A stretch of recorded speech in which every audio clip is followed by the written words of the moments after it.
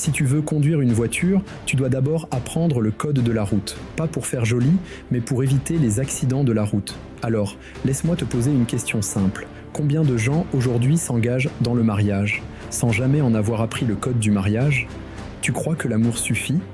Tu penses que la passion règle tout? Mais ce que tu appelles coup de foudre aujourd'hui peut devenir un court-circuit demain. Et si la raison pour laquelle tant de mariages échouent aujourd'hui n'était pas à cause de l'amour, mais à cause du manque de préparation? Le mariage ne se découvre pas à l'improviste, il se construit comme une maison. Et toute maison sans fondation finit par s'écrouler. Le mariage, ce n'est pas seulement une cérémonie, c'est une alliance, une mission, une école de vérité.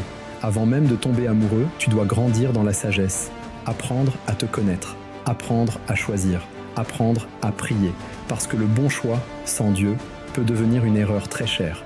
Heureux le mari d'une bonne femme, le nombre de ses jours sera doublé. Siracide 26:1. Alors, avant de penser au mariage, prie, prépare-toi, ralentis.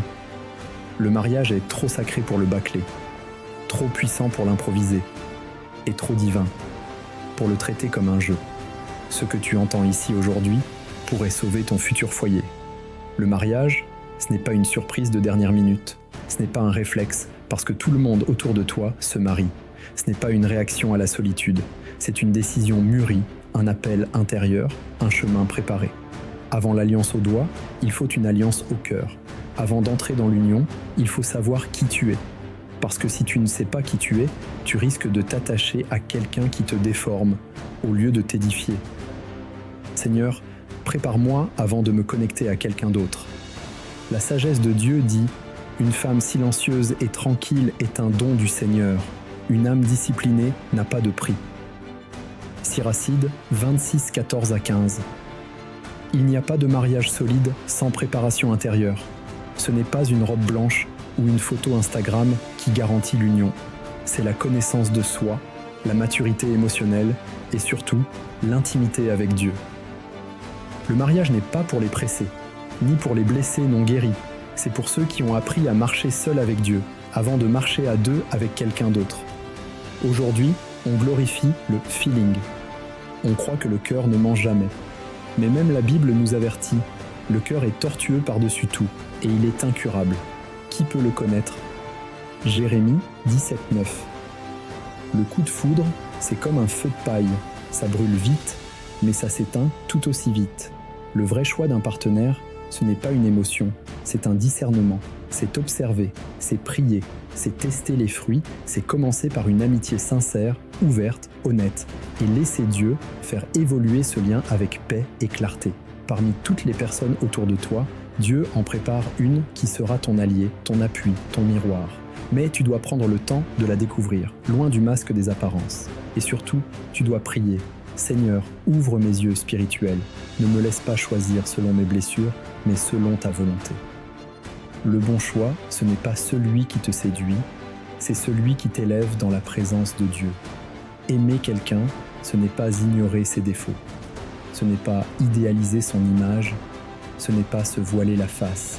Aimer vraiment, c'est voir la faille et rester quand même.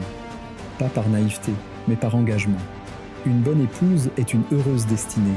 Elle est donnée à celui qui craint le Seigneur. Siracide 26:3. Le temps des fiançailles, ce n'est pas un terrain de jeu. Ce n'est pas une excuse pour tester la compatibilité sexuelle. C'est un temps sacré pour explorer la vérité, la communication, la transparence. Tu découvriras des faiblesses, des zones d'ombre. Mais tu apprendras aussi la beauté du pardon, de l'adaptation, de la croissance partagée. Je ne veux pas d'un partenaire parfait. Je veux quelqu'un d'honnête, guéri, engagé. Le vrai amour n'efface pas les défauts. Il les accepte, il les entoure, il les transforme. Et si tu apprends à voir l'autre tel qu'il est maintenant, tu sauras l'aimer pour ce qu'il deviendra demain. Dans le monde actuel, on banalise tout, on se fiance. Et aussitôt, on vit comme si l'on était déjà marié. Mais la vérité est celle-ci. Les fiançailles ne sont pas une répétition générale du mariage. Que le mariage soit honoré de tous et que le lit conjugal ne soit pas souillé. Hébreux 13:4. Le temps des fiançailles est un temps d'observation, de dialogue, de discernement, mais aussi un temps de sanctification. C'est là que tu apprends à bâtir une confiance solide, sans te précipiter dans ce qui appartient à l'alliance du mariage. Le sexe n'est pas un jeu, c'est un don sacré, réservé à ceux que Dieu a unis sous son regard. Seigneur, donne-moi la force d'attendre, montre-moi que ma dignité vaut plus qu'un moment de plaisir volé. Ce que beaucoup appellent test de compatibilité, Dieu l'appelle déshonneur. Et ce que le monde appelle liberté, Dieu le nomme profanation. Si tu veux que Dieu bénisse ton mariage, commence par le lui confier dès les fiançailles. Et s'il t'a promis quelqu'un, il te donnera aussi la grâce d'attendre. On t'a peut-être dit « ne choisis pas un pauvre » ou « cherche quelqu'un qui a réussi ». Mais Dieu regarde ailleurs. Mieux vaut un pauvre honnête qu'un homme faux et riche. Proverbe 19, 1. Le mariage n'est pas une transaction, ce n'est pas un échange entre ta beauté et son compte bancaire. C'est une alliance d'âme, un contrat éternel où le cœur a plus de poids que le portefeuille. Bien sûr, l'argent a sa place. Il permet de bâtir, d'investir, de soutenir. Mais l'argent ne remplace pas la loyauté. Il ne guérit pas la solitude. Il n'achète pas le respect. Je ne veux pas d'un mariage doré mais vide. Je veux un foyer simple, mais rempli de paix et de Dieu. Cherche quelqu'un avec qui tu peux prier, pas seulement voyager. Quelqu'un qui bâtit des projets d'éternité, pas seulement des vacances. Car au jour de la tempête, ce n'est pas l'argent qui te consolera, c'est l'âme fidèle à tes côtés. Le mariage, ce n'est pas perdre ton identité dans celle de l'autre. Ce n'est pas s'effacer, ce n'est pas se nier. C'est marcher ensemble, côte à côte, vers une vision commune. Deux valant mieux qu'un, car ils tirent un bon profit de leur travail. Ecclésiaste 4.9. Avant de dire oui, demande-toi, est-ce que cette personne partage mes valeurs? Est-ce qu'on regarde dans la même direction?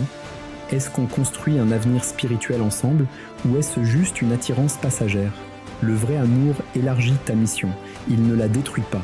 Il allume ta flamme, il ne l'éteint pas. Il honore ton appel, il ne le freine pas. Seigneur, unis-moi à quelqu'un qui ne ralentira pas ma marche vers toi, mais qui la multipliera. Le mariage n'est pas une prison. C'est un partenariat sacré, une danse à deux rythmes, une marche vers un seul but, accomplir ensemble la volonté de Dieu. Dans certains mariages, l'amour devient une prison.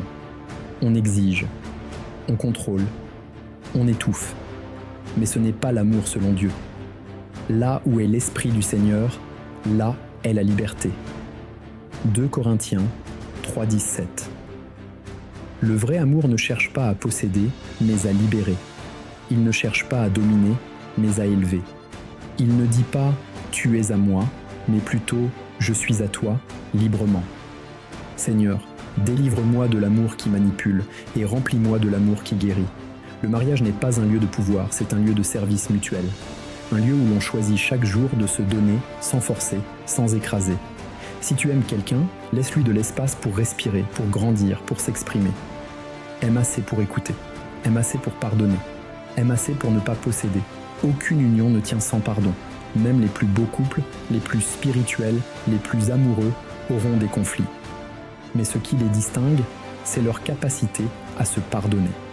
Supportez-vous les uns les autres, et si l'un a à se plaindre de l'autre, pardonnez-vous.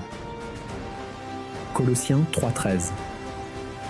Tu ne te maries pas à un ange, tu te maries à un être humain fragile, marqué par des blessures, des peurs et des erreurs. Et parfois, tu devras dire « Je te pardonne, même si j'ai été blessé ». Et parfois, tu devras entendre « Je suis désolé ». Je veux changer. Seigneur, enseigne-moi à pardonner comme toi, tu pardonnes. Le pardon ne minimise pas la douleur. Il ouvre la porte à la guérison. Et chaque fois que tu choisis de pardonner, tu choisis de protéger ton mariage, plutôt que ton orgueil. Tu peux avoir une belle cérémonie, un partenaire charmant, des photos parfaites. Mais si Dieu n'est pas au centre, le vent finira par tout emporter. Si l'Éternel ne bâtit la maison, ceux qui la bâtissent travaillent en vain. Psaume 127, verset 1. La prière est le ciment invisible qui soude les cœurs. C'est elle qui guérit, qui protège, qui éclaire. C'est dans la prière que tu retrouves l'autre, quand les mots humains ne suffisent plus. Un couple qui prie ensemble grandit ensemble. Un couple qui prie ensemble survit aux tempêtes. Seigneur, fais de notre maison un autel vivant et de notre amour un chant d'adoration.